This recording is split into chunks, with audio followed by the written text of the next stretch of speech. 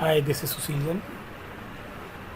So today we are discuss network. What is network?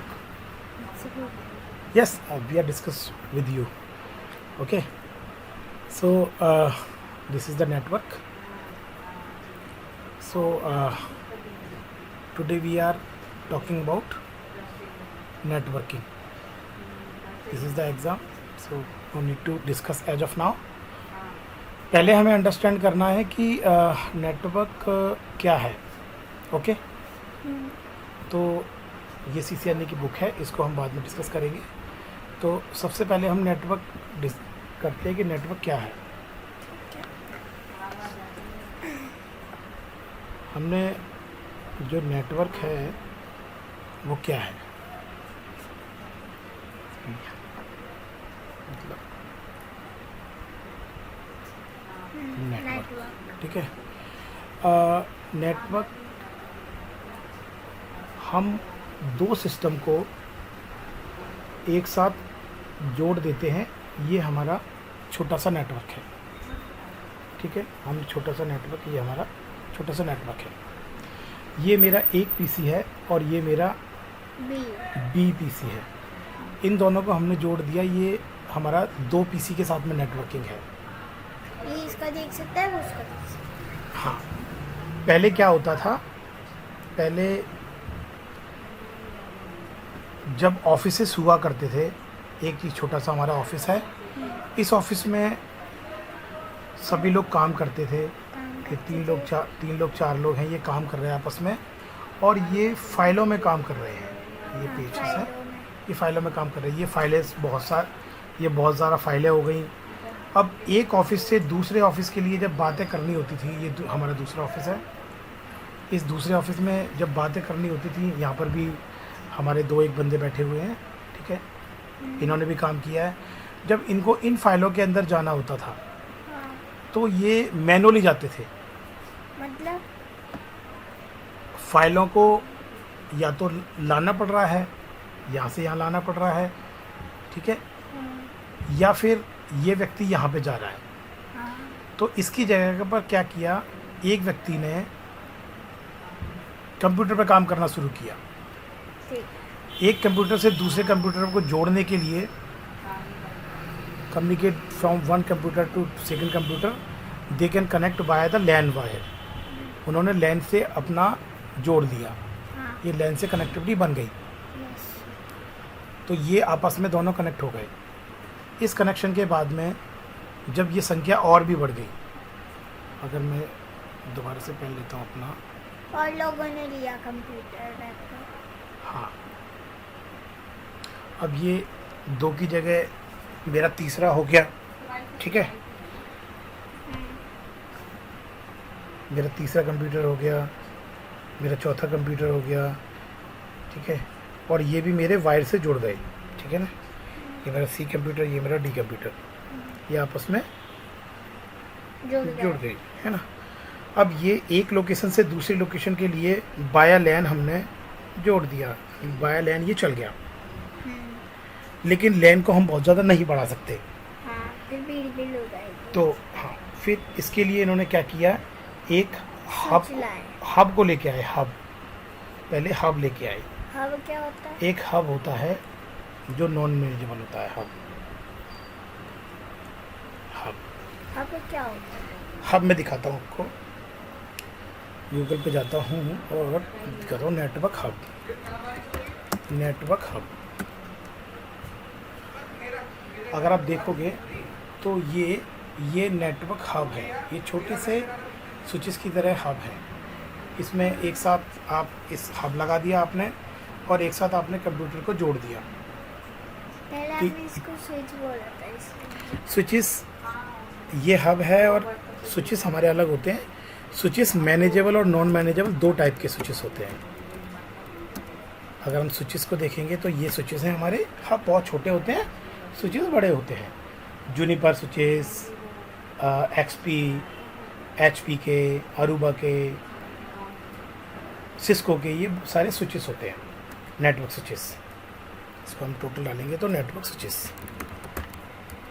Switches ये है. ठीक है.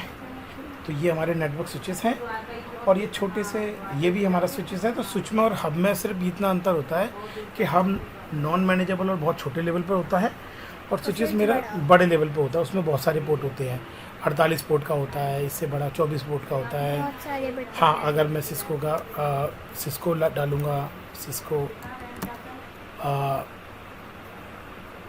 6500 स्विच है ना, तो ये बहुत बड़ा स्विच हो जाएगा।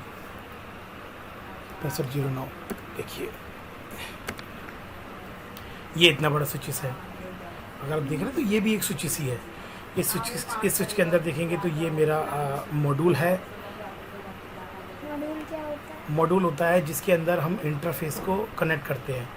ईथरनेट इंटरफेस बहुत तरीके के होते हैं। ईथरनेट इंटरफेस होता है, फाइबर इंटरफेस होता है, LIO होता है। इसके अंदर इंटरफेस क्या होता है? इंटरफेस भी बताऊंगा आपको कि इंटरफेस क्या है। तो ये बेसिक पे बिल्कुल है, इंटरफेस को भी डिस्कस करेंगे। और तो बेसिकली हम दोबारा अपने टॉपिक पे आते हैं कि ये कैसे स्टार्ट हुआ। तो ये मेरा 2 स्विचेस हैं, 2 PC हैं, 3 PC हैं, 4 PC। ये आपस में कनेक्ट करने के लिए LAN से कनेक्ट किया। जब इससे इसको बात करनी है तो बात करने के लिए हमने एक दूसरे को कनेक्ट किया। इसको हाँ, इसको इससे कनेक्ट किया, इसको इससे कनेक्ट किया, इसको इससे कनेक्ट किया। ऐसे हम कनेक्ट कर सकते हैं एक दूसरे को। फिर भीड़ होती है। तो इसमें कॉलिजन डोमेन हो जाता है। कॉलिजन डोमेन को भी डिस्कस करेंगे आगे। तो इस तरीके से ये कंप्यूटर का इजाद हुआ। कंप्यूटर चला, मैनुअली आपकी जो फाइल्स थी उन फाइलों को छोड़ के ये कंप्यूटर का निर्माण हुआ। ठीक है, कंप्यूटर पे काम करना लोगों ने शुरू कर दिया। फिर हमने स्विचेस को यूज़ किया, स्विचेस बाद में आए, स्विचेस को कनेक्ट किया। फिर जब हम एक लोकेशन से दूसरी लोकेशन पे आते हैं, जब एक लोकेशन से हमने दूसरी लोकेशन को यूज़ किया, डोंट सेव, मेरी एक लोकेशन है नोएडा,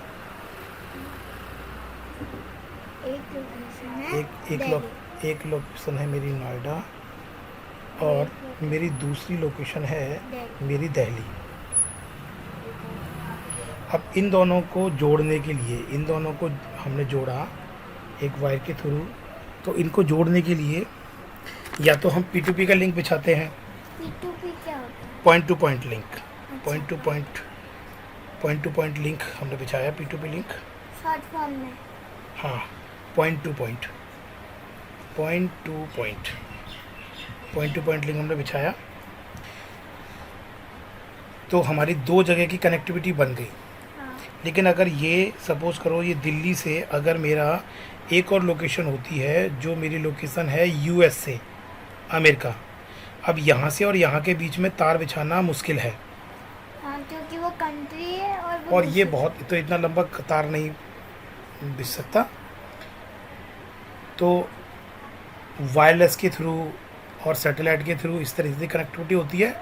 और अगर हम बेसिकली जाएंगे तो तार भी बिछे होते हैं, बट वो समुद्र के रास्ते बिछे होते हैं। तो यहाँ पे हमारा P2P लिंक नहीं चलेगा, यहाँ हमारा इंटरनेट लिंक चलेगा। क्या चलेगा? Internet link. हाँ, और इंटरनेट के लिए हमें पब्लिक IP चाहिए होता है पब्लिक आईपी क्या होता और प्राइवेट IP चाहिए होता है। है? इसको दोनों क्या? भी हम दोनों को डिस्कस करेंगे कि पब्लिक IP क्या होते हैं और प्राइवेट IP क्या होते हैं।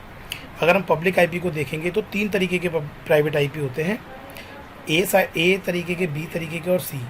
यानी कि A के अंदर होता है 10.0.0.0/8 और B तरीके के होते हैं 172.16.0.0/16 और C तरीके के IP होते हैं 192.168.0.0/24।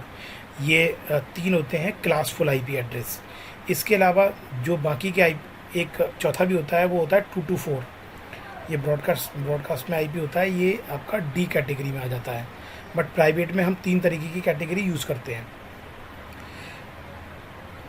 प्राइवेट और पब्लिक IP हमारे इसके अलावा जो भी पब्लिक IP एड्रेस है 1 डॉट से स्टार्ट होता है, 2, 3, 4, 5, 11 XXXX, इस तरीके से जो भी आपका IP एड्रेस है वो इसके सारे पब्लिक IP एड्रेस होते हैं।